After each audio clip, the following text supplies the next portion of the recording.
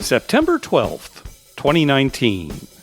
From El Cajon, California, this is episode 190 of You Can Bet on That. Hi, everybody. Welcome to You Can Bet on That, a podcast for the recreational gambler. My name is Mark Duvall, and sitting across from me is Dr. Mike. Hello. Well, Adolf actually came and played with us. Yes, he came did. up, introduced himself. Adolf, so-called Adolf, the guy that bought in the middle of my really hot roll for $500 and then didn't make a bet and actually walked away from the table. Yeah, he profusely apologized. He was very apologetic and said, "Hey, I'm not a craps novice. I've played this game plenty. Yeah, I know." And he went on about how he hates when people do that. Yeah, so he said, I should have known better. So really nice guy. Yeah. Well, he was a little inebriated. not only when he bought in, but also when he met us the other night. Yeah, too. when he was the other night too. Yeah, I think he was a little inebriated. Yeah. But it was nice to see him. I don't want to say that he is necessarily a curse, but we did have a pretty bad night that night. Oh, I don't think it was his fault. He was playing with us for a short time. Yeah. It was not going well the whole night. No, it really wasn't. But anyway, I guess one thing we did determine is I am the problem. Yes. Because when I go with you, we lose big. And when you go by yourself, you've been going up for free play and playing a little bit, you have wins, and not just small wins, but big wins. Yeah. So- What is it with you? Yeah, it's that. I'm not going to go anymore. I guess I'll keep doing the podcast. I don't know. Yeah, I might well. lose interest. We'll No, see. you have to do it because I'm not going to do any of the work. That's true. So you have to keep doing it. Well, something happened to your brother, a story that he told you recently. So why don't you tell us that story? Yeah, my brother told me this story this last weekend, and it initially happened on Father's Day, So a little while which was ago. like June, Middle of mid-June. Yeah. And he didn't say anything at the time, him and my dad, because they were a little bit embarrassed about this. Okay. But it turned out to have a good ending. All right. So, Okay. So here's the story. My brother came down from LA and took my father up to Pala for Father's Day. Okay. And it was busy, obviously. You know, it's Father's Day, Sure. so there was a lot of people in the casino. My dad found a machine he wanted to play, and on that bank of machines, there was just one open seat. So my brother got my dad situated, and my dad started playing, and my brother walked around to the other side of the bank of machines. Okay, so it's they're back to back. They're kind of like the same machines, but Right. but they're Just two sides. There's to it, just yeah. two sides. Okay. So there happened to be an open spot on the other side, so my brother took that. Okay. He was playing. All of a sudden, this guy comes up to him and says, are you Christopher? And he said, yes. And he said, well, I think your father needs help. And he said it in a tone of like, something's wrong. Sure. Right. He Right. needs Right. help. Right. So my brother just quickly leaves the machine. You can see where this is going. Yeah. Right. And runs around to the other side. And my dad's like playing a bonus round that he got on his machine. And Yeah. Christopher's like, why did you call me? And my dad's like, oh, I'm playing a bonus round, but I didn't call you. Yeah. So Christopher runs back around the other side. And sure enough, his machine is cashed out. Oh boy. And it was almost $500, like $497 or something he had in there. You can't really blame Christopher. Your dad's 92 years old, right? Yeah, If well, he needs help, 93. he needs help. Right. Obviously, this guy was scouting him out, watching Yeah. my brother get my dad out of his scooter and into the seat. And he probably heard him say Christopher, right? Right. And so, it's a whole scam thing. Mm-hmm. Anyway, there was a lady sitting next to my brother. When it happened. When it happened, Mm-hmm. he turned to her and he said, did you see what happened? He obviously knew right away what had happened. Mm-hmm. And the lady said, no, I didn't see anything because on the other side of this lady, there's a woman. Okay. He said, well, that woman was talking to me and she wanted me to watch her machine while she went to the bathroom. And I think she was with the guy. Oh, so this other woman was distracting the woman sitting next to Christopher. Yeah, so she wouldn't notice him. She wouldn't cashing watch out. it happen. Oh, Right. okay. So oh, she boy. was, they were together. Yeah. And so anyway, my brother called security. Security came, he explained everything. And they says, oh gosh. And my brother said within like 2 minutes, security called the people up in the office, in the cameras. Right. And they said, oh yeah, we saw the guy. He Yeah. cashed out your machine and he took off. Him and the girl ran Yeah. to the other side of the casino. Yeah. Cashed out in a machine and then headed for the parking lot. So they were gone within a minute or two. Right. And, it took him a couple of minutes to get security there. Funny thing is, the woman said that was sitting next to Christopher, she says, oh yeah, they were playing together. And the security guy looks in the machine and this woman ran off and left her card. Oh, the woman who was in cahoots with the guy who left her card, left the card in the machine. Oh, my God. And it wasn't her card. It was his card. They were playing together on his card. So they had his name and everything. And Christopher said to security, well, what can you do? And they said, well, technically nothing. We're not going to call him up or go after him. I mean, even though they have him on camera doing it. Technically nothing. Yeah, well, that's what they said, unless he comes back to the casino. So they said once he comes back and puts his card in, then, we can confront him. Well, but we can't, we're not going to track him down at home. Oh, so the casino's not going to track him down. But they said the sheriff is here, happened to be on property, if you want to talk to the sheriff. So the sheriff comes over and he says to Christopher, well, you can file a report. Right. And Christopher said, what'll happen? He said, well, we'll contact the guy and probably he'll be arrested. Right. Christopher said to the sheriff, well, I don't want to ruin somebody's life for $500. It's awfully nice of your brother to say something like that. I mean, that's that's what he thought, I'm not going to. I don't know if it would ruin this guy's life. If this guy's doing it, he probably has been doing other things up to this point. He's probably familiar with the penal code. Anyway, the sheriff said, well, and then you'll have to come back and, at some point, and there might be a hearing or something or whatever. Yeah, and Christopher lives up in L.A. He lives in L.A. And Christopher's like, oh, no, just forget it. But he told the security officer from the casino, he said, well, if he does come back, if you get it, that's fine. Let me know. Yeah. And they said, yeah, if he comes back. So that happened Father's Day. Well, just this last Saturday, they called Christopher. Pala did, and said, hey, we have your $497 here. Oh, nice. Stop by and get it whenever it's convenient. And he's like, oh, okay. So he asked him what happened. He said, well, the guy came back. He put his card in a machine. As soon as he did, security confronted him. Yeah. Because they had it tagged. And my brother did not know exactly what they told him, but they obviously told him something like, you pay this back or you go to jail. Yeah, sure, right. And those are your options. And he was still barred from the casino, they told my brother. So he said, you'll never see him here again. Well, okay, sure. At least he won't play his card again, at least. Yeah, right. Yeah, he may be there with another card. Yeah. But he paid the money. Yeah. And I would too. $497 is a pretty easy get out of jail card. Yeah, really. And so he paid the money back, and my brother got the money back. He stopped there this last Saturday with my father again and got his money. Now, they didn't say anything to me because they were a little embarrassed. Yeah, I understand. But I wouldn't be embarrassed because this is the thing, that's right? An easy scam. There are certain scams where afterwards you think, oh, I was so stupid.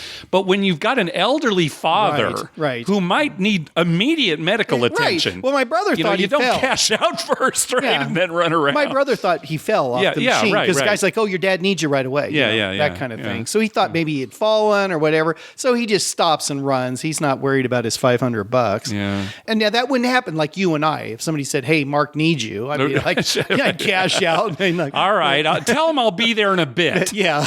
As soon as I play through this $500.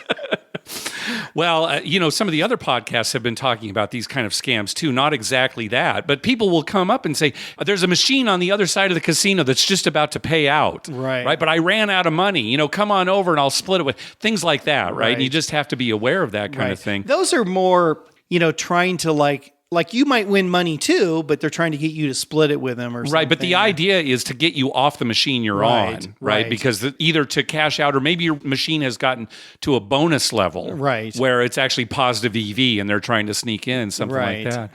At first I'm thinking, oh, what an idiot for putting his card in when he returned to the casino, but he might not even have known that his friend, the girlfriend or whoever, had left his card in the machine. Right. He probably didn't even know. He probably had no idea, thinking, I can just go back whenever I want. Yeah. Although it was several months. Yeah. Well, they'll have a conversation about that when he gets home. Right. She's in trouble. But, it's funny.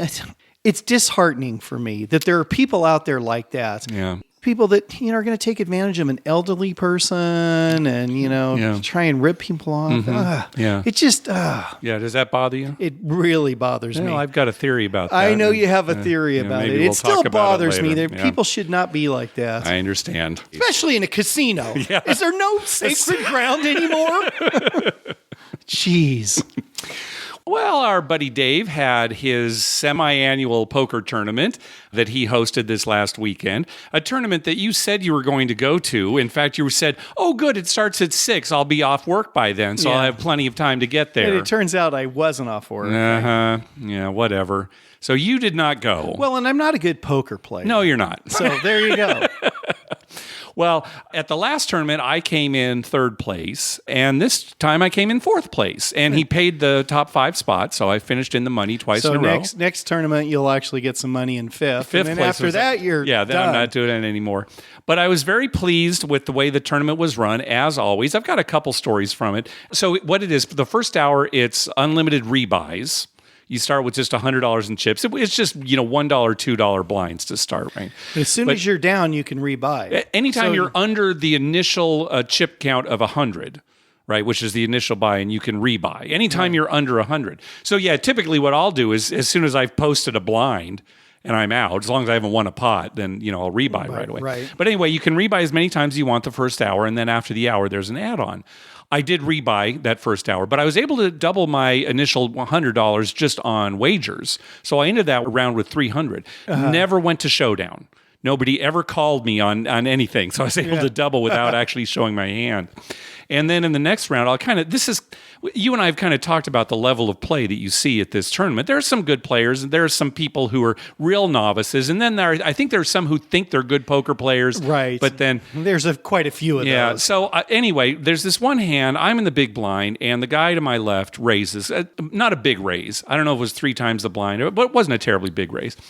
And so there were a couple of callers got around to me in the big blind. I looked down. I have pocket 10s. It's like, okay, good. I'll make the call here and set mine. Hopefully I'll flop a 10 and we'll be in good shape. So sure enough, the flop comes out. The door card was a 10. So I knew right away, okay, good, trip 10s. And I think there was an ace out. Well, I know there was an ace out there also, and I don't know what the third card was. And normally I don't slow play, when I get hands, but I'm thinking, well, because there were some raises beforehand, I think somebody's going to bet here. So I'm just going to check and let them bet, and then I'll check raise. So the guy next to me, sure enough, he bets. It gets around to me, and I go all in. And he snap calls, right? Yeah. And it turns out he had ace king. So he flopped top pair with top kicker. But here's the thing. You don't snap call in that situation. I'm not necessarily blaming him for the call, but he should really think about it. What am I doing in the big blind where I would check raise all in my tournament life? Right. Maybe, maybe it's hard to put me on trips, but I could have easily had ace 10. Right. Exactly. Or what was the third card? I don't know what the other one was, but the fact that I'm in the big blind, I could have called, was 2 suited cards or whatever. My initial thought would have been you have an ace and maybe you hit one of those other ones. Right, yeah. Because with just a pair of aces, you're probably not pushing in. Yeah. and maybe if you had ace king, you might. And then in that case, that doesn't help him either because he's got ace king. Yeah. So it's weird that he would snap call. So I doubled up through him, but that's the kind of thing that you can take advantage of in a tournament like this. Right. Anyway, I'll kind of cut to the chase. And he obviously doesn't know that aces always get cracked. And he's always. That's right. You're better off with a pair of 4s. So we started with 4 tables, and Dave's plan was to, when we got down to 10 players, that would be our final table 10. Well, as it turns out, with 11 players left, 2 players were eliminated on the same hand. Okay. So we actually only took 9 to the final table. And it went very quickly down to 6. There were some all-ins there. Small stacks. And then we played at 6 for the longest time. And I don't think people were afraid of going out on the bubble. We paid the top 5 places. Right. I don't think that was it, based on the way people were playing. It's just when people were going all in, they were doubling up. The small stack might go in, and then they'd have the best hand, right?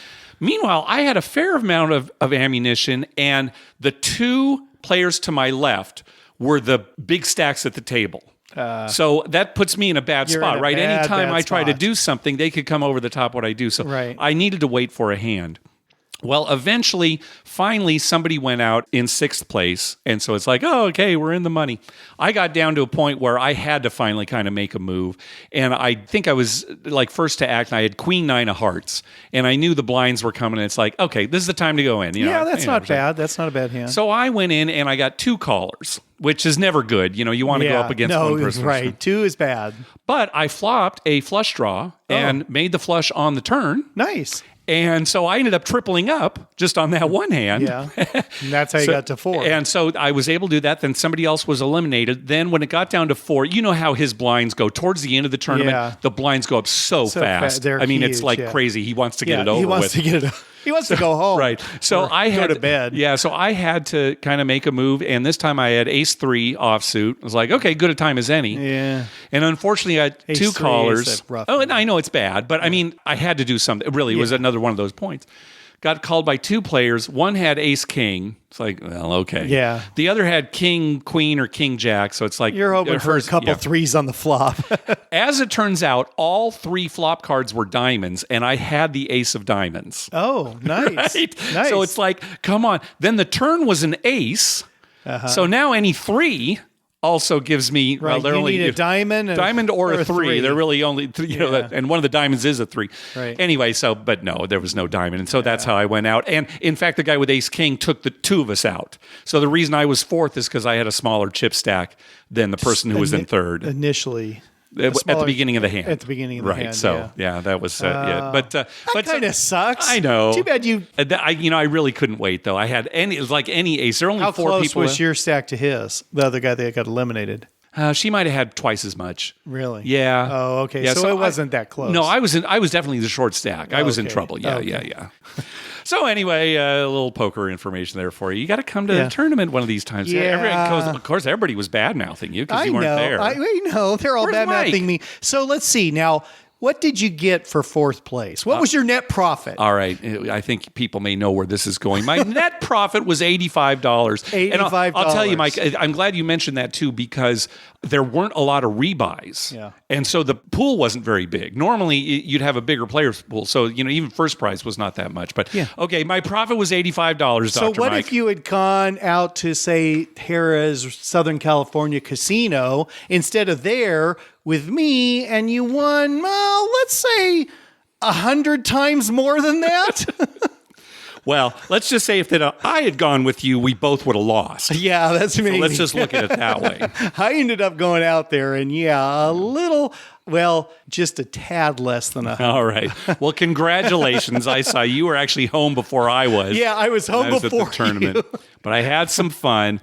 A couple things. I don't know, 8,000's a little better than 80. A couple things, too. Whenever he has this tournament, after a number of people are eliminated, he generally starts a cash game. Right. And usually it's no limit hold'em, but they started up a no limit Omaha 8 game. Really? And this was pandemonium and screaming, and it was like a riot because, first of all, they were teaching people the game. Yeah, I was going to say, how many people knew how to play Omaha? Right. And Omaha 8 is really not a no-limit game. No. You typically play Omaha 8 limit. Right. Or maybe pot limit, but not no limit. So it was crazy. People were getting angry. And oh, my gosh. I wonder how many times in that game somebody realized that, I can't use 3 of these cards. That's right. Or, the problem is you're all in and then you're quartered for the low, right? Oh, it's just not a game you should do that one. No. But one more thing, I guess I forgot to talk about too. You see a lot at this tournament, people always suspect that the other player is bluffing. Right. And bluffing is a big part of poker, but it's not nearly as big a part as novice players think. Novice people think it's all about bluffing. I can't tell you how many times there were these calls. It's like, I didn't think you had it. Yeah. Yeah. What? There were 2 kings on the flop and 5 people were in. Somebody's got a king. Right. Right. I'm going to make you guess, and I'd bet dollars to donuts you can guess what I hate most about that tournament. It's probably how long it takes people to make decisions. Exactly. Exactly. It drives me insane. And, after they expose their hand or something, you're thinking, what the... Yeah, maybe give it a few seconds thought, but, there's people taking 5 minutes to make a decision. It's so obvious. It's interesting that you said that, Mike, because that was not happening this tournament like it was previously. And I can think of a couple of culprits who were not there. Oh, and that's probably why. Yeah. But no, it was more snap calling, like the guy next to me with the ace king. Yeah. It drives I'll me tell you, Mike, crazy. it was much better than before. I'm glad you actually mentioned that. Because when I see that, when someone does that and they actually flip over and you see, that was, kind of a question. Yes. You had a decision. You had a big decision there. But 99% of the time, it's like, what? What, you had second pair with a 7 kicker? Yeah, what were you thinking? There's an ace on the board. What are you thinking about? It's like the guy, there's 2 kings on the board and there's 5 people in. I mean, if you don't have a king, what are you thinking about? Well, anyway, don't get mad. Just win. Yeah. All right. On the last episode, we talked about an email we got from listener Seth, where he mentioned that the $5 minimum blackjack tables at Harrah's New Orleans required players to make the side bet as well. They couldn't just make a $5 blackjack bet. They also had to put $5 on the side bet. And we thought, oh, that's terrible, right? I hope it's not a trend. Well, we got quite a few responses from listeners who said that, yes, that is the case if you only want to bet $5 on the blackjack hand, but that technically it's really a $10 minimum table. I gotcha. But they will let you split that $10 between the two bets. So that actually is a good thing. That's much better. And I don't know if you remember on the last episode, I said, boy, that rings a bell. Like we heard about that on a cruise ship. We did talk about that once where a cruise ship had a $6 minimum blackjack table. Right, It's like, what? 3 and 3. No, it was 5 and 1. Oh, 5 and 1. Yeah. So right. that was the thing, was they made it 6 so that, you could bet just 6 on the blackjack hand, but maybe instead you'd put 5 on blackjack and then 1 on the side bet. Bets, so, yeah. So that explains that. Well, we recently got an email from listener Jim. I'm just going to read it here. Hi, Mark and Dr. Mike. In April, I was with my wife at Harrah's Cherokee in North Carolina and only placed one bet, $5 each on the 00, 11, 22, and 33 on the roulette table. I chose those numbers because my wife is into numerology, in which there is an emphasis on repeating numbers holding special power. We won the bet and fled into the Great Smoky Mountains with our winnings, cackling at the ridiculousness of it all. I was hoping you could talk on the show about bets your spouses have inspired you to make that maybe you wouldn't have otherwise made. Do you have a story like that, Mike? I do not. As a matter of fact, my wife usually is trying to talk me out of making I was bets. thinking the same thing. Now, there have been times, though, where you've made wagers like based on your anniversary or well, her every time I birthday play or roulette, like that. I bet my wife's birthday and my 2 daughters' birthdays. I bet those 3 numbers. Yeah. Sometimes I throw in mine. Yeah. Every once in a while you hit one. But she's never encouraged you to bet a certain way or make a wager or buy a certain number of lottery tickets or No, we always buy the same number of lottery tickets, like 5 lottery tickets, so $10 worth for the Powerball. For the Powerball or something, yeah. We usually do quick picks on those. I don't have a story either, really. I was talking to Sherry last night, and the closest thing, and it really isn't that close, but the closest thing is years ago, we were at Golden Nugget, and you probably remember this, where she was rolling, and there was a high roller on the other side of the table. 11. He was making bets on the 11, and Sherry rolled an 11, and he said, hey, can you do that again? Because I don't know how much he'd had on it, but he parlayed it or something. He had well over $100. Maybe it was like $500, something like that. And looks at her and says, can you roll that again? And Sherry just looked at him and just nodded, which is not her character at all, right? She's but she said at the time she was probably a little drunk, but normally she would have gone, well, I don't know. There's a 1 in 18 chance. Her courage was up. I can do that. But she nodded, and sure enough, she rolled an 11, and the guy tipped her like $100. So that's not really what he was asking. But I can't think of anything. No, I can't think of anything. Like for me, it's definitely my wife saying, do you think you should bet that much? Yeah, that's right. That's a really bad bet. Yeah. The house has a huge edge on that bet. Just to clarify, that's his wife talking to him, not me. I'm not saying I haven't said the same thing. Right. But well, it's either you or her. Somebody's gotta lay into me. Hey, thanks to everyone who's been clicking through our Amazon link. Remember, whenever you're going to buy something through Amazon, please go to our page first. You can bet on that.com and click through our Amazon link towards the top of the page. All right, let's take some voicemails. First up is Matt. Hey, Mark and Dr. Mike. This is Matt calling from Somerville, Mass. Just wanted to say, first of all, you guys have an awesome podcast. I listen to it all the time. You guys have definitely turned me into a craps player, which I really appreciate, but more on that maybe at a later date. Now I'm just giving you guys a call. Wanted to give you a cool little piece of information. I just recently discovered that my girlfriend, her father's fiance, is actually a casino host at the Rivers Casino in Schenectady, New York. I'm just curious what you guys do you guys have an opinion about potentially being related to or being close with a casino host that you don't necessarily know just by gambling at that casino? And I'm just sort of wondering if you guys have any opinions about potentially asking him for comps at certain casinos. I don't know if the Rivers Casino in Schenectady is connected or related to any other casinos, so you could shed a little light on that. And just, I guess, sort of where you guys personally might draw the line in terms of, asking for free play or comps or, meals at that casino or other casinos, might not be a bad excuse to take my girl to the casino. And again, I love the podcast. Keep it up, guys. Thank you so much. Take care. All right. Well, first of all, Rivers Casino Schenectady has the same players club as Rivers Casino Des Plaines near Chicago, and Rivers Casino Pittsburgh, and Sugar House Casino in Philadelphia. So that's all the same club. I don't know if you can use points between them, but I assume that you can. Yeah. But getting to your question, I don't know. That's putting the person, I think, in a real awkward position if you were to just flat out ask them, especially for something like free play. I mean, maybe you could kind of beat around the bush and say, hey, my girlfriend and I are, thinking about going to the casino, and then see where it goes. But they might be able to set you up with some comp stuff like, a room or food. Free play would be rough. But even the room and the food, these days, the hosts, they pretty much have to. They're limited. They don't have. It's not like the old days.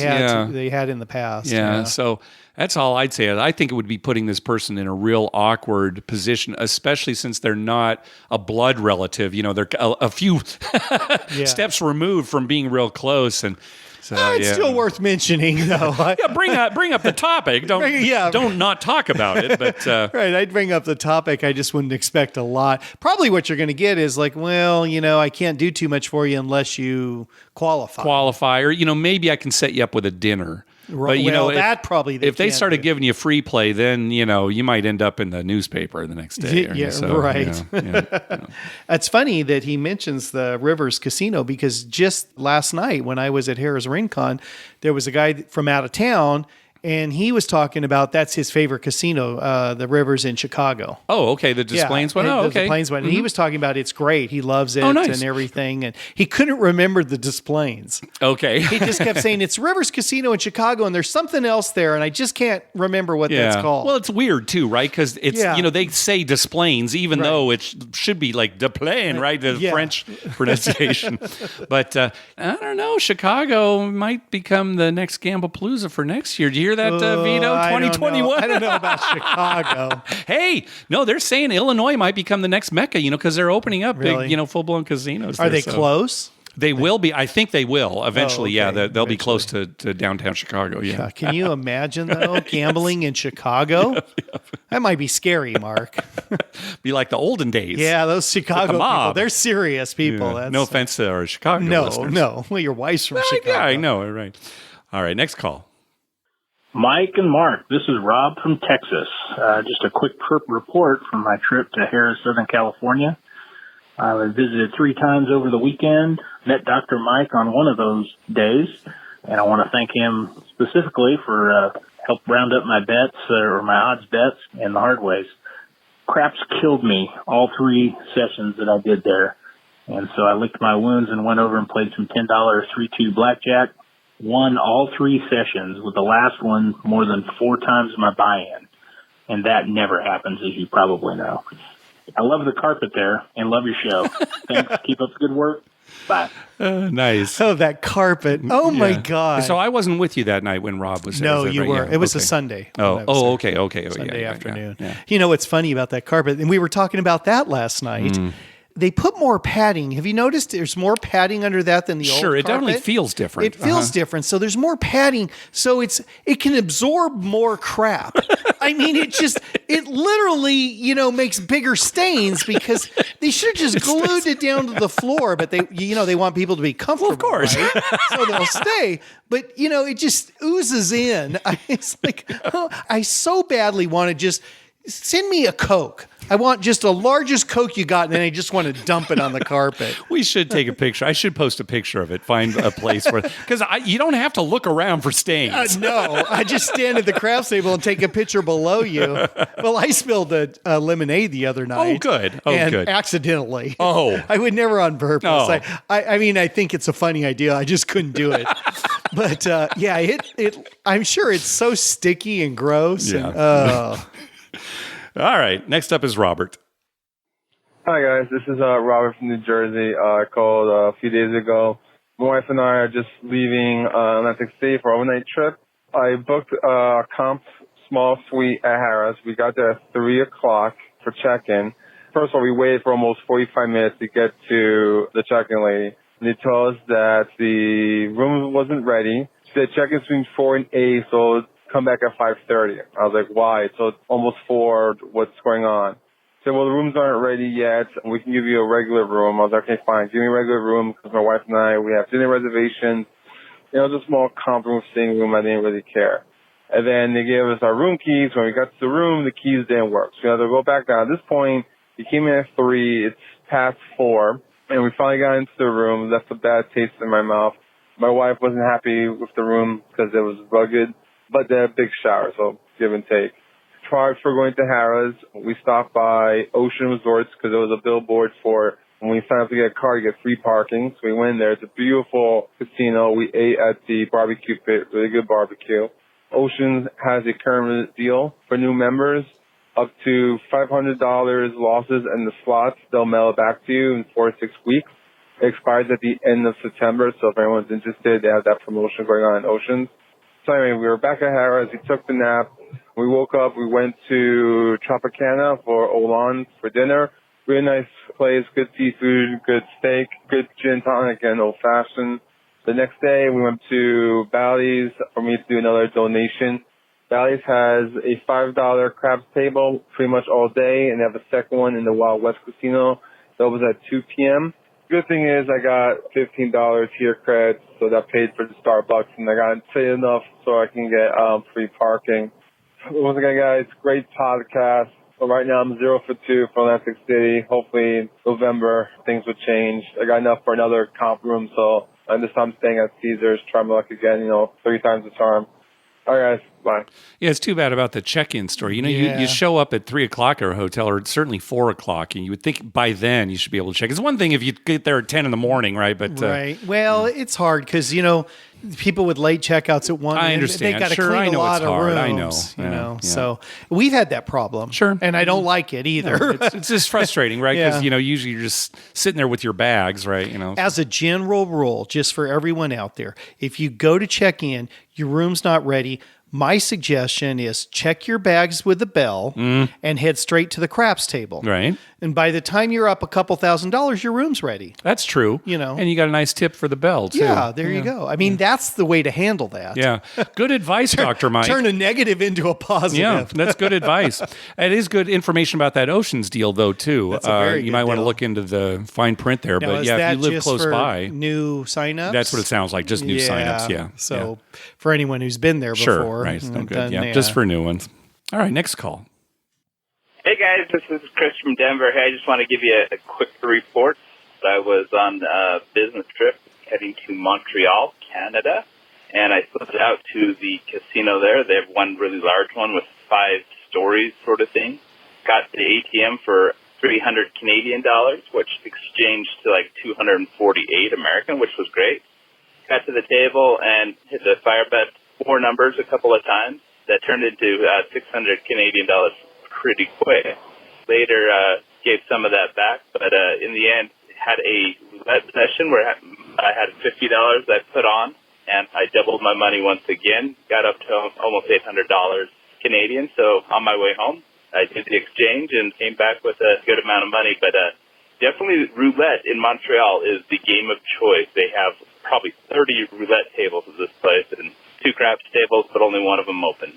They did have the fire bet, but nobody plays the hard ways or the inside bets. They just don't play them for whatever reason. But it was fun, and, it's good exchange rate, so go play them in Canada. Talk to you guys later. Bye. Okay, so some of that French influence there at Montreal, the big roulette tables. The roulette. Yes. Yeah, eventually. That'd be another thing, right? Maybe the Detroit area, go up there to that Caesars, Windsor up there too. Right. Just throwing out some Gamblepalooza 2021 ideas. Is there a casino right there at Niagara Falls too? Yeah. Uh-huh. Yeah. Yeah, That'd see, be another that'd be one too. nice. Yeah. Yeah, one of the events for Gamblepalooza would be a boat ride out into the falls there. Niagara Falls? Yeah. Yeah, that's right. And we all chip in money to get somebody to go into a barrel over the falls. That'd be great. That would be great. Everybody chips in. It'd have to, you know who it'd be. Vito? Vito, yeah, of course. Because the wrestling experience. Yeah, right. He'd know what to do. He'd know how to curl up and everything. Yeah, who else would it be? Yeah, I mean, no, and that he'd makes have sense. a big tall hat. He'd have his hat on, the whole outfit. Yeah, the whole outfit. Yeah, there he goes. All right, let's hear from our friend Marty. Hey, Mark and Dr. Mike, it's Marty from Northern California, now from Reno. Hey, I just listened to the last show. It was really funny to hear your conversation, Mark, about James, the host over at Bally's. James has been my host for over 20 years, first out at the Golden Nugget and now out at the Bally's Caesars properties. And he can actually help you book at any of the Caesars properties. I normally stay at Caesars, and I just give him a call, and he takes care of that for me. So I'm really glad you had a chance to meet him after all this time, and he is just absolutely a great guy. Up here in Reno, lots of stuff going on. The Grand Sierra, which now owns the Harrah, just finished a full remodel. It's beautiful inside. Hopefully you guys get up here one of these days and get to go play.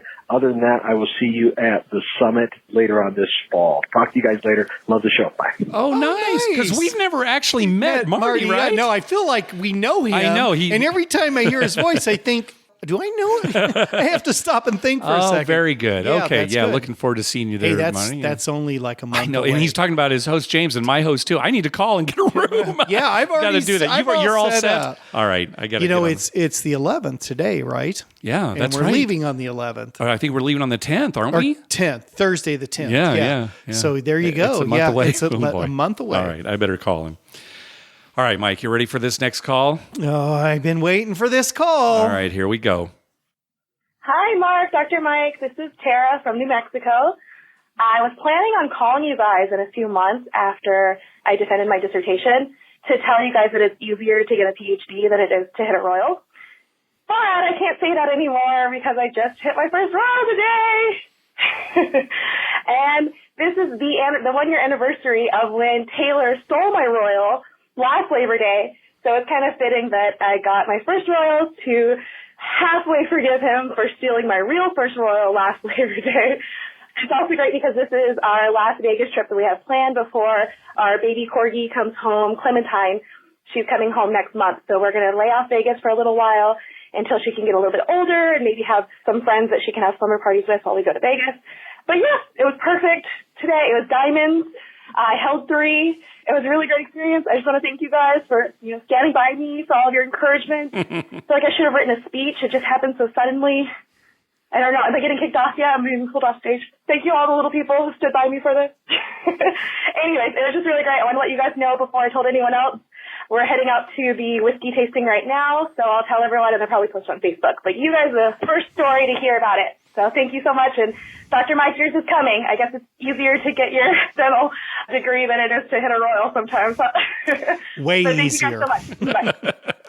There you go. Another one down. Congratulations. Soon to be Dr. Tara. And she only held 3. Right, Yes. so she drew 2 to the Royal. She drew 2, yeah. I wonder, what do you think the percentage is that happens versus somebody getting 4 and drawing 1 or being dealt the Royal? So are you actually asking, first Yes. of all, okay, it's a lot easier to get the Royal if it's just dealt to you. Right. It's a little harder if you have 4 dealt to you, and it's even harder than that if you have 3 dealt to you. Does that answer your question? Yeah, well, when I get it, this is my plan. I'm going to keep like the ace of clubs. Yeah. That's it. I'm going to have trash, throw the other 4 away, and get dealt the Royal. I would love if that were the case, or if you threw them all away and got Yeah, the Royal. and That's got the the best. Royal. I hope that's how you get your Royal, Dr. Mike. Oh, it's never happening. Who are we kidding? It's never, ever happening. It's never happening. Yeah, I can't tell you how many times I've had 4 and just, come on. All right. And the Padres are never going to win the World Series. Yeah, well, not in my lifetime because I can't live forever. Yeah, and I'm doomed. You're not going to hit a Royal in your lifetime. Yeah. You know what? Why did you bring up the Padres? Because I just coming over here, I was fuming about I all of a sudden realized they were 500 at the All-Star break. Yeah, I know. And now they suck, as usual. Yeah. All right, let's just move on with the listener phone call, shall we? All right. Hey, Mark and Dr. Mike. Hope you guys are doing well. I just wanted to give a brief trip report. This is Alex from Atlanta, Georgia. I was in Guadalajara, Mexico this past weekend for Labor Day, and I went to a local casino called Twins Lions. One craps table and a few blackjack tables and mostly slots on the downstairs level. The interesting thing about this casino is they let you eat while you play, unlike most U.S. casinos where you can't have anything to eat while you're actually playing. This one was great. They give you a full spread of whatever you want pretty much off of a menu. So, it's kind of gross. I was thinking eating and playing since you're rolling the dice and handling chips. So, of course, I went to go wash my hands and I came up with a method. I would touch my chips and roll the dice with my right and chew away at my food with my left hand. Unfortunately, my cousin, who was with me, we were both drinking and stuff, so he didn't use the same method. I think he probably ate and drank with both hands and touched his money and the dice with both hands. Needless to say, the next day he was sick. I think he may have picked something up. But otherwise, pretty good trip. I did enjoy the ability to eat and not having to walk away from the table, but you definitely have to have a plan going in. Otherwise, you may end up with an illness the next day. Anyways, hope you guys are doing well, and if you're ever in Guadalajara, check out Twins Lions Casino. It's pretty nice, and the limits are low in case you don't want to go too far in while in foreign territory. Anyways, have a good day. Bye. Yeah, the idea of good eating tips for Mexico. The idea of eating at the table sounds great. How many times have you, oh boy, I'm so hungry. Well, a lot of the Indian casinos here let you do that still. A lot do, and certainly when I was playing poker at the casinos, they would let you do it. Sure. But boy, you're touching so many public things, cards and chips and money and all. Yeah, it's not the ideal situation. Yeah. The ideal situation is to order a quesadilla. Yeah. That's got so much grease on it that just oozes. Kills everything. You know how you lift up one and it just oozes out? I mean, it just drips everywhere, all over the cards and everything. Your hands get so slimy, covers up all the germs. All right. So a quesadilla, or maybe hire somebody to just feed it to you. I could see you doing that, Dr. Mike. Yeah. Open up. Garçon? All right. Next up is Nick. Hi, guys. This is Nick in Kalamazoo. I just started listening to your podcast, and I'm working my way through your back catalog. Really enjoy the show and all the anecdotes you guys share. I'm here in Southwest Michigan, so we have 4 or 5 casinos in our reach. Went out over Labor Day to FireKeepers in Battle Creek. They had one $5, one $10 craps table to the $5 table. A lot of people playing DC. There were 10 of us there, 6 people playing the DC. None of them wanted to roll. It was just the 4 of us, and the DC made a killing. Didn't stay very long. Went up to Gun Lake. Only $10 tables there, which I don't normally play. I prefer a $5 table. Played for a little while. Things got really interesting. There were mostly DC people playing there. My guy was staying 7 under his breath as I was rolling. None of the pass line people got mad, but a bunch of the DC people told him that wasn't cool, and most of them left and went to another table that opened up. So it was interesting to see those guys stick up for other people. It doesn't bother me that someone's saying it, but I know some people are superstitious. Only exciting thing that happened is I finally got my first back-to-back hard ways. Anytime I play a hard 6, I make one for the dealer. Guy hits it. I parlay, decide that they're going to keep half, put half down. The guy rolls hard 6. Immediately after I took it down, took my $100 and figured, I was doing okay and I would get out of there pretty quickly. Ended up doubling my money, left a small tip for the dealers and got out. But a lot of fun. I'm learning how to play at higher stakes. I don't like to, but it was a good experience. Again, thanks for the great podcast, and look forward to talking to you guys soon. If we're ever out your way, we look forward to seeing you. Thanks. Yeah, thanks, Nick. It's interesting that there were that many don't players. Yeah, that's a lot of don't players. Maybe they were together, though. Well, it could be, but 2 different casinos. Even casinos in certain areas can develop their own culture. Yeah. It's funny because like here at Harrah, Southern California, Very few don't players. That's true. Very few. They usually get the stink eye. The people aren't rude to them, but it's real obvious that everyone likes to play. Well, it was nice to hear in Nick's case that it sounded like the don't players were very courteous. Right. Yeah, so that's good. They were trying to be, except for the one guy. And he doesn't know, apparently. Yeah, and the way to handle him is just under your breath whisper, "Jack wipe." Jack. What'd you say? Oh, I just go ahead and roll. I think it was Ryan. I might be wrong here, but it was Ryan was saying he was at Jerry's Nugget, where he went in and everybody was playing the don't. He saw like they'd marked all these numbers on the fire and none of them were on it because they were all playing the don't. Yeah. Right. So these cultures can kind of, It's funny. It's just weird how that happens. Yep. Probably somebody played the don't, did well one night. Yeah, there was one real cold night. Yeah, and people, that's the way to go. Yeah. All right, next call. Well, hello, Mark and Dr. Mike. This is Derek in Utah giving you a call. It's been a little while. Actually, the reason it's been a while is I started my own podcast with a buddy of mine called Death Piles and Taxes. And it's about selling things on the internet, kind of like on eBay, and doing the taxes associated with that. But the real reason I'm calling is because this weekend, me and my buddies just got back from a trip out to Wendover. We had a great time, college football weekend starting off, so we went out there to bet on a lot of the games, do our parlays. But the real star of the show was this Pac-Man machine. I know you guys talked about it a while back, but the skill-based game. Basically, it was a 4-player competitive Pac-Man game that me and my buddies spent quite a bit of our time on. I didn't quite understand the pay table, but we had a great time just playing Pac-Man against each other. I don't know if any of the other listeners have been able to find these machines or whatever, but if you do find one and you're a kid of a certain age like we were, it was a great time, and we really competing once we kind of figured out what was going on with the game, how you played it. Basically, you're playing each other and the ghosts and stuff, so you're trying to eat each other.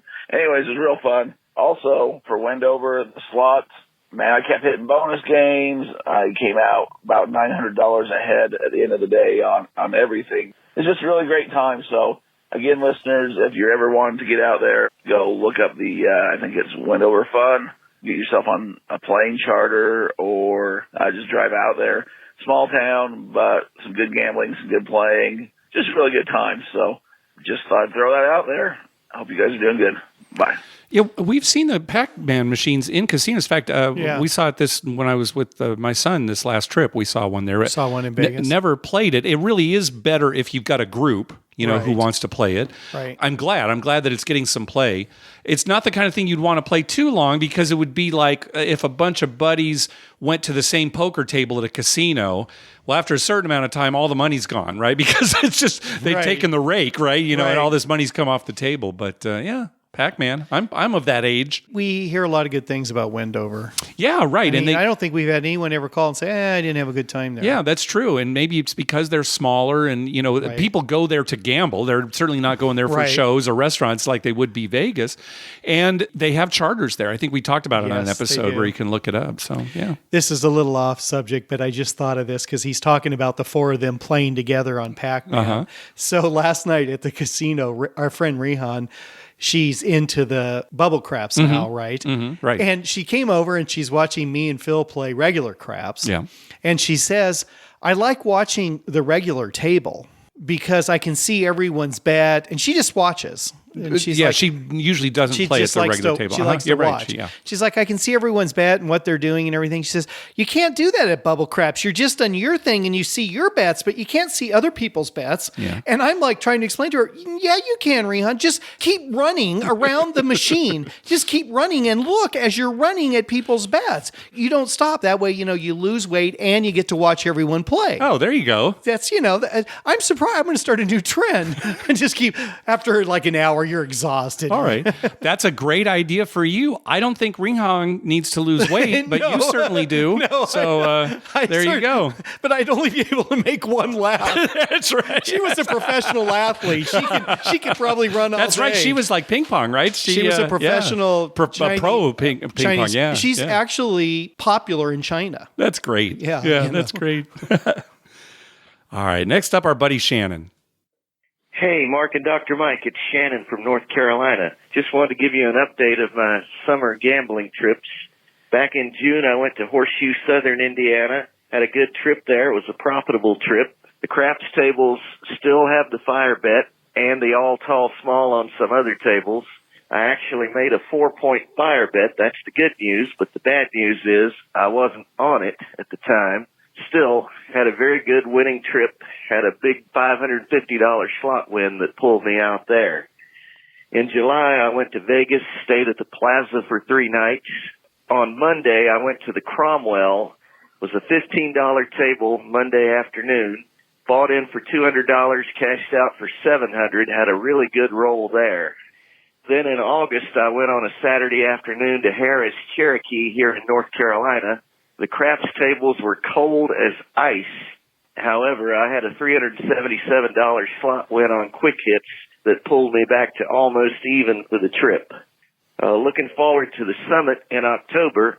Going to be coming in late Wednesday night on October 9th, staying for the 9th and 10th at Bally's, and then the 11th, 12th, and 13th at the Plaza. And I wanted to ask if you guys have any planned craps meetups during the summit, or are we going to just follow Twitter and just see where everybody is and kind of go with the flow? All right, looking forward to seeing you guys again during the summit, and good luck on your gambling trips until then.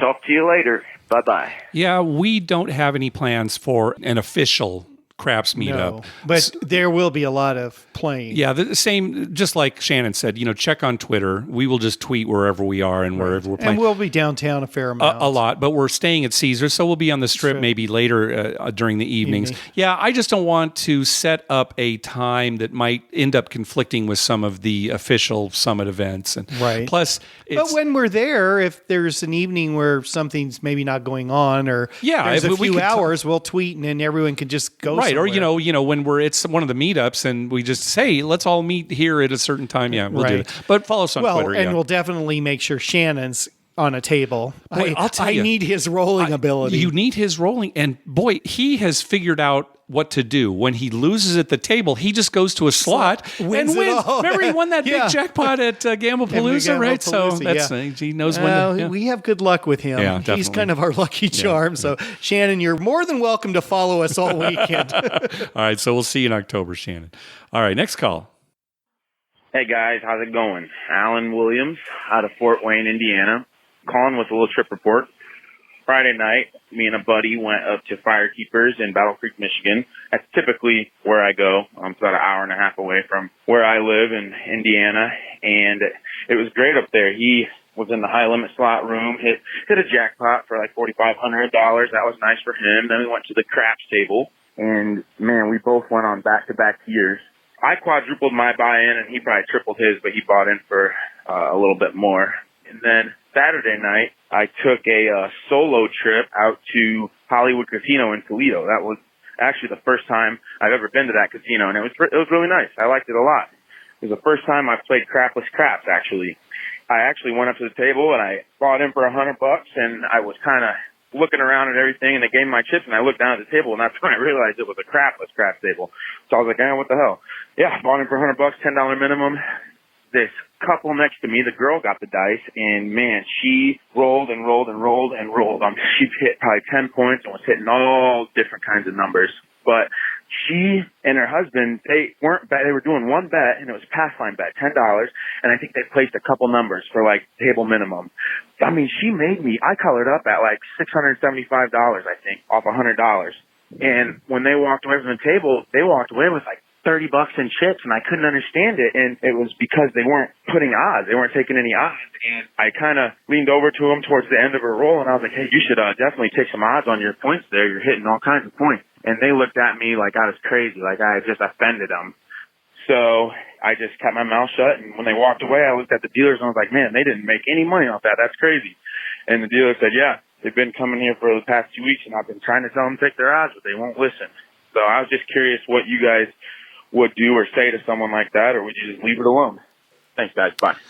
Alan, we probably would have done what you do. You say something initially, right? And then if they respond poorly, they seem offended, they don't understand. It's like, okay, well, you tried. I mean, and you don't say anything else. Because that happens a lot. Yeah, and you don't want to... You don't want to force anybody and if to they're do something. If they're having a good time, maybe, them trying to follow your advice, suddenly they wouldn't have a good time anymore. What if the dice were to go cold as soon as they start taking odds? How many times have I told somebody who's made like a couple numbers, no odds or anything, if I say, why don't you take a little odds? And I try and explain to, oh, okay. And they do it, and then, 7 out. Right, yeah. And they look at you like, what is this guy working for the casino? Yeah, so people want to play how they want to play. If they, oh, really? Oh, explain it to me. Well, then that's fine. But yeah, probably the best thing to do is say, hey, nice roll. Too bad you didn't win anything. And then throw your chips up in the air. Yeah.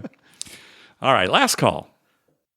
Hi, fellas. So I was perusing through Twitter tonight, and I saw a tweet that one bettor had bet $1,000 on Auburn to beat Kent State. That risky wager would make him win $5 on it, so minus 20,000 would be the money line on that bet. And so I was kind of thinking that's a little bit like picking up quarters in front of a steamroller. But I guess my question to you is, as I was perusing through the comments of that, they were saying that people will make those kind of bets to get, I guess, reward tier credits or rewards points. And I was wondering, I guess now with sports gambling becoming legal in more and more states, how does that work in comparison to, video poker, table games, or slots? I guess that the points are a lot lower than probably all of them, except for like maybe 9-6 video poker or something. But I was wondering if you guys had any idea in terms of, reward credits and sports gambling and how that's now all working out with the explosion of sports betting in the U.S. So, hey, love the show, guys. Thank you. Take care. I think this is probably a better question for Tim Lawson and Eric Rosenthal over at the Better Life podcast, only because they are dealing with some of these new legal sports apps in the United States. And, we're still having to use offshore here in California, so we don't know. Certainly, if you're talking about making sports bets in a casino, even if you bet $1,000 on a minus 20,000 money line, you're not going to get much in the way of tier credits or reward credits. You're certainly going to get more using these new legal state sports betting apps and companies. But the specifics of that, I'm not sure. And maybe Tim and Eric, if you hear this, maybe on your next episode, you could talk about that. Right. And he's assuming the guy's making a large bet to get reward points. But it could be something else as well, like some of these casinos, if you bet a certain amount of money, they give you not just reward points, but, free bets. Yeah, or you need to run a certain amount of money through, right, to get the match play or, whatever they've got, the money back. Free bets or money back. Right, I mean, there's all these promotions that aren't just reward points, but are actually promotions so you can make other bets. Yeah. Right? And it is risky. I mean, it's certainly... if you're willing to... I mean, when you're giving up 35 points, I mean, anything can happen, right? I mean, we bet a lot of sports. Yeah. And, how many times, I mean, every day it seems like, somebody's like got a huge lead and then they back off or, they kill the But see, again, this is the money line. Okay. Right. So and I did print out all of these stats here so we could see the game is actually this weekend. Auburn is a 35-point favorite. Right. So, they may not cover, but they're probably not going to, if they were to lose, so it's a good bet in that this guy's probably going to win his bet. Is it a good bet based on how much he's risking? I can't really say because I don't know. Well, Auburn's going to win. Yeah, sure. I mean, when they run, I listened to a thing where they run computer models, and and they'll say like 98% of the models we ran, Auburn wins this game. Right. So you pretty certain Auburn's going to win. Right. However, if they did lose, it's devastating. Yeah, that's the thing. And you're not going to make much when they win. Yeah. But he's not probably doing it for the money. He's doing it to run money through. Right. Now, just for kicks, I looked up today to see what I could find on the line, and it varies quite a bit. I saw as low as minus 12,000 for Auburn, which is basically 1 to 120. Right. And as high as minus 40,000. So, it really pays to shop around, of course, but certainly in a game like this where it can vary wildly. So it's crazy. But I am so happy football season is here. Yep, it's fun. Yep. Yes. You get your red zone? Yeah. I got a story about that. Maybe. Should we do what? Save it for the summit. Yeah. Save it for the end. Yeah, that sounds good, because that is going to do it for this episode. We want to thank some people for some PayPal donations. First of all, recurring donation from Kurt. Thank you very much. Also, a donation from Chris and Jim from Minnesota. Karma donation for a Labor Day weekend trip. Didn't get that elusive royal flush in June, but it was a profitable trip. Maybe this time. So hopefully it happened for him over this Labor Day weekend. There you go, yeah. I hope. Also, a donation from Michael James. Heading out September 14th for the 10th annual poker weekend with the boys. 3.5 days of hitting daily poker tournaments with buy-ins from about $60 to $125. We realize that the rake on these low buy-in tourneys and the quality of play it attracts makes it akin to 6 to 5 or worse blackjack. But this is about spending time with good friends and playing cards. It's not about squeezing every available dollar. Now, about the non-poker time, I need everyone's positive juju to keep me away from slots. Most of each day I am fine, but my resolve is gone late at night and the walk to my hotel room kills me. I am going to try so hard not to play slots during this trip. And he'll be sitting at a slot machine with his head down, his hand on the thing, barely moving at 4 a.m. thinking, why the hell and he'll be listening to the podcast, right? And I'll be saying, I'm going to try so hard not to play slots. Also, a donation from our friend Melanie from Colorado. Oh, sweet mother, I love you, Dr. Mike. I laughed so hard at the last 5 seconds of your last podcast. We've got a new little clip at the end there. Have you been able to identify I it? have no idea. And what about your wife? Was she going to try to look into it? She was looking into it, but she didn't spend much time on it. All right. And we Googled a couple things that we thought, and it wasn't them. All right. So for people who didn't listen all the way to the end of the last episode, we do have a new clip that plays at the end that's pretty funny. It's not made up. No, it's really a clip from a TV show or a movie. And the last time we had a clip, we had a contest for people to try to identify it.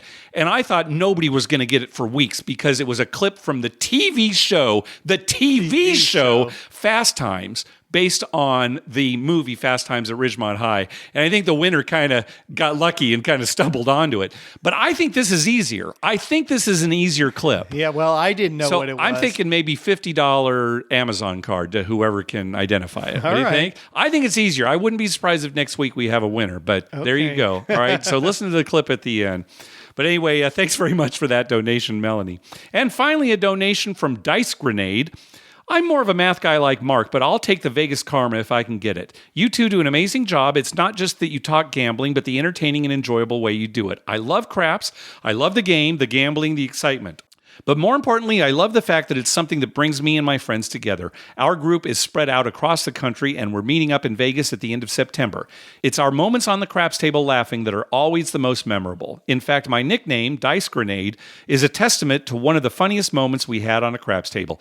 Maybe I'll call in with the full story, but let's just say I launched both dice across and over the table on the fly. Keep up the great work. All right. Well, thanks to everybody for those donations. Hey, and I want to go back to Melanie. Happy birthday, Melanie. Oh, okay. Very good. Happy birthday. It was Melanie's birthday. Oh, nice. And we're not going to see her at the summit, I believe she said. She's not. So sorry to miss you there, Melanie. All right. Be sure to check out our TV listing showing all the gambling-related shows coming up within the next 2 weeks. We update those listings every Wednesday using a customized program that searches through all the raw American TV data. Just go to youcanbetonthat.com/TV-listings.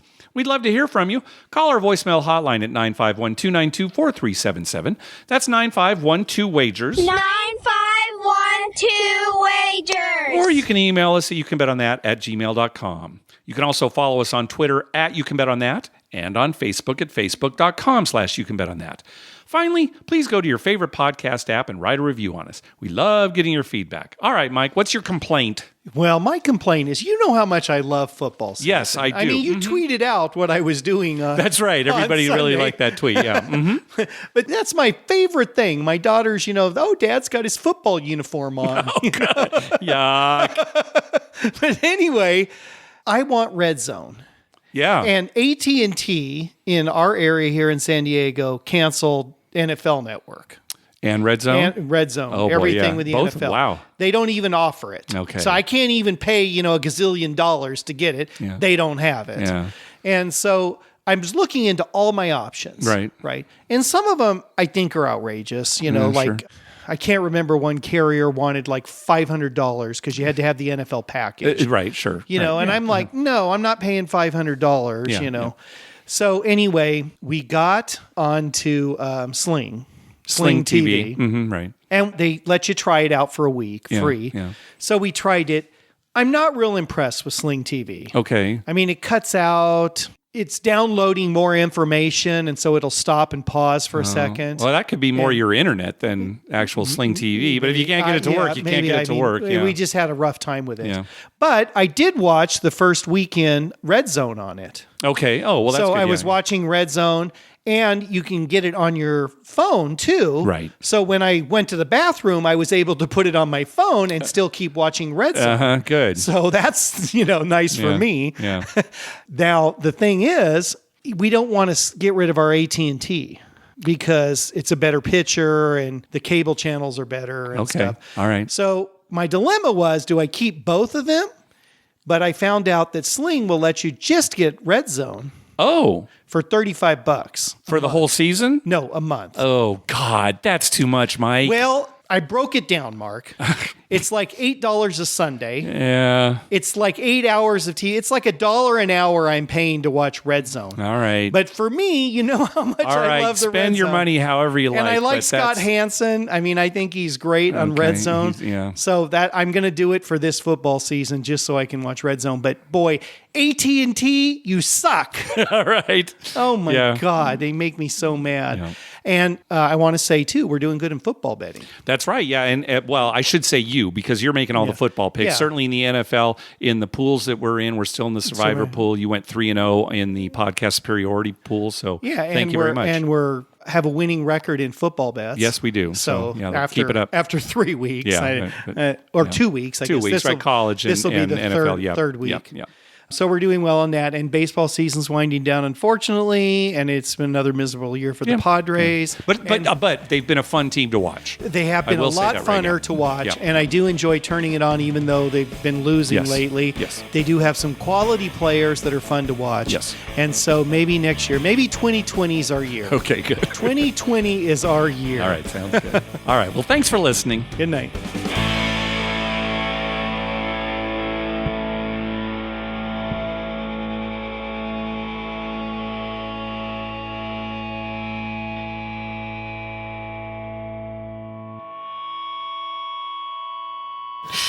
Oh, sweet mother, I love you, Dr. Mike.